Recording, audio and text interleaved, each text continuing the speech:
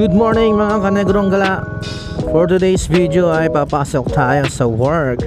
So matagal-tagal tayong hindi nakapag-upload guys. Pero may ini-edit ako yung swimming namin doon sa Camp Chico. Ito lang din near Pateros. Hindi ko lang kasi maasikaso kasi masyadong busy tayo sa work ngayon. So ngayon lang ako ulit nakapag-video guys. So kamusta ang lahat guys? I hope na nasa maayos kayong kalagayan at mga buhay-buhay ay masaya sa araw-araw. So ngayon pag-uusapan natin ay ang parating na Power Loop 8. Yes guys, tama kayo na naririnig. After a year, how many years na ba? 2 years? Ngayon lang tayo ulit nagbabalik loob sa mundo ng mga endurance. So itong Power Loop 8, ito yung pangating pangatlong endurance na sasalihan ko. At smash lang ang gamit ko the whole time na ako nag-endurance. Kasi ito lang motor natin at ito ay subok na. Kaya nga tinawag tong legendary. So yung event date ng ating endurance Power Loop 8 is sa June 6 and 7. So bali na yun, next week na yun, Saturday, Sunday. Tapos buti na lang wala kaming pasok ngayong June 1 to June 5. So may 5 days tayo na 5 days tayo na bakante. Pwede tayo mag joyride noon para dagdag allowance. Pero yung motor natin, kondisyon na ako guys nakapagpa-kondisyon na ako ng motor last week nagpa-maintenance na ako kay Monster Tuner, kay Boss Marvin Prado. Shoutout boss, salamat sa pagkondisyon ng motor ko. Change oil, tune up, tapos palit ng chain set, isang set ng chain. Naka chain set tayo ngayon, pero stock lang 1436. Kasi noon pa man di ako talaga sumubok ng 1434. Naka stock engine chain set lang ako kasi hindi naman nakakarga yung motor ko stock lang yung motor ko. Pero nagpalit lang ako ng carb. Before naka-diaphragm ako na carb. So bali ngayon naka piston type. Yung dalawang sali ko ng endurance, yun gamit ko doon diaphragm carb.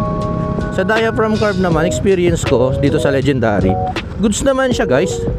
Talagang matagal lang talaga, medyo delay lang talaga yung power niya. Talagang kailangan mo sumagad muna ng tresera bago siya magbigay ng power para makarekta ka talaga. Pero dito kasi sa piston type, kahit primera pa lang, ramdam mo na agad boom, wagano na agad siya guys. Pumipiga na agad Tapos isa pa pala, nagpalit din pala ako ng ng spring.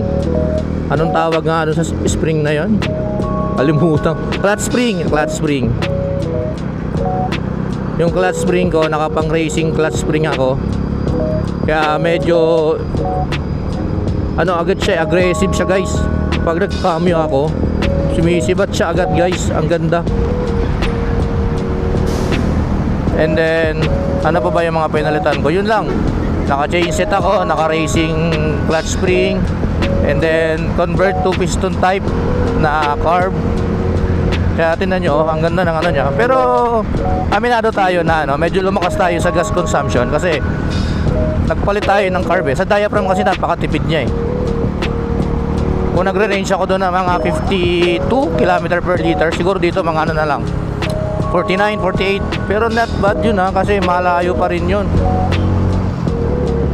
Balik tayo sa Power Loop 8. Yung Power Loop 8 pala guys, South Loop dapat yun. Dapat 1,200 km, Manila Matong Manila dapat sana yun. Ang nangyari kasi, di ba itong mga nakaraang buwan, nagkaroon ng giyera sa Middle East, di ba? Sa Strait of Hormuz. So tumaas yung gasolina, diesel, gas consumption. So bali ang ginawa ng organizer, kinat nila sa 700 kilometers para naman yung mga biyahero, mga lalaro, hindi masyadong makonsumo sa gas.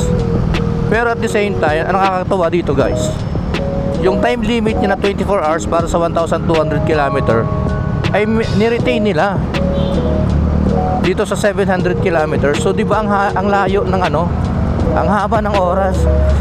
So ibig sabihin, kahit hindi ka magmabilis dito guys, kahit takbong 60-80 ka lang, sigurado makaka-finish ka dito guys nang walang aberya. Kasi ang haba ng oras, 24 hours. Di ba? Tsaka ang ganda ng ruta guys. Ang starting time namin sa Antipolo Sports Hub, tapos bababa kami na papuntang Marilaki Endpoint sa papuntang General na car.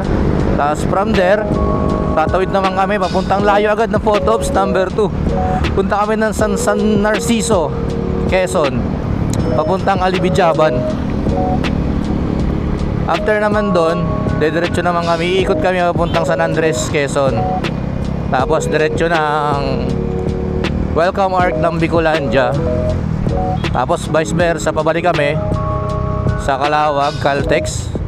Tapos after dyan, diretso na kami ng Cavite sa Japanese Garden. Tapos balik ng Antipolo Sports Hub. Yun lang, 700 kilometers sabi dun sa sa website. Pero nung kinumpute ko siya, nag-range siya ng almost 778 kilometer yung ruta. Pero ganoon talaga, may dagdag bawas talaga sa ruta, pero malapit pa rin yun. Dati nga yung sinalihan ko mga 700 kilometers, 800. Yung oras niya lang is 17 hours lang yung time limit eh. Tapos dito 24 hours, napakahaba nun guys.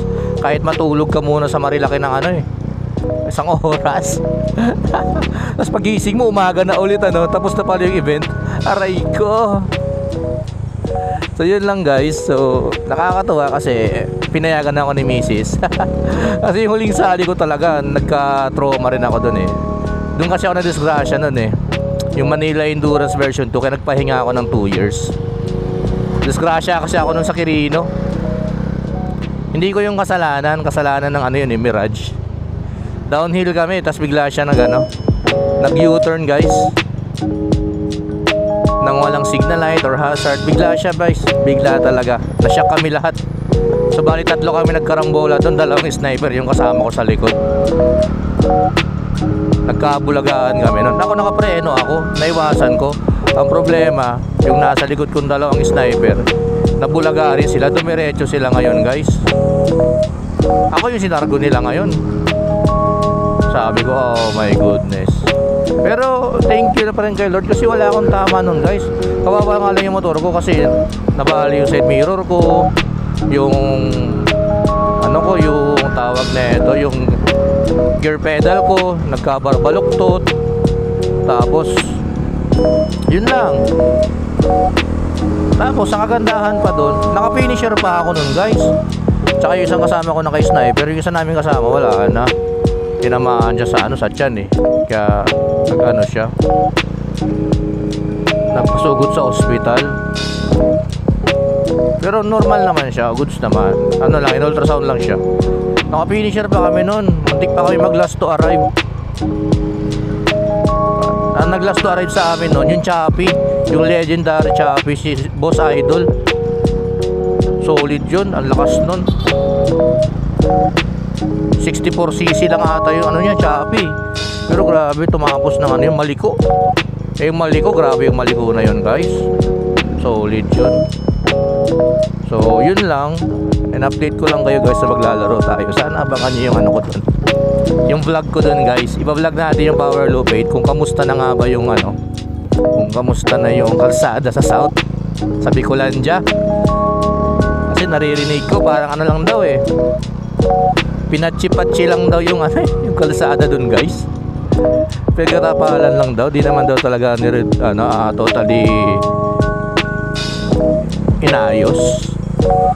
Kumbaga tinapal-tapalang lang to. So ayun guys, salamat sa pagsama sa akin ngayong kwento ko na to. Wala kasi ako maisip na yun guys eh. Wala pang ganap kasi busy sa work, and then nagre-ready rin tayo sa gastos para sa Power Loop. MDL ko okay naman. Yun. And then nagpapalit na rin pala ako ng ball race kasi nung nakaraan matagtag to. So yun lang, ball race, clutch spring, chain set, stop, and then change oil tune up. Yun lang. So ready na to guys. Tapos naka-pipe tayo na VMAX, power pipe VMAX. Kaya may performance talaga to guys. So yun lang guys. Thank you sa mga hindi pa nakasubscribe dyan guys. Pindutin nyo na ang notification bell dyan. At i-follow nyo ako sa aking Facebook page na Negrong Gala. Thank you guys.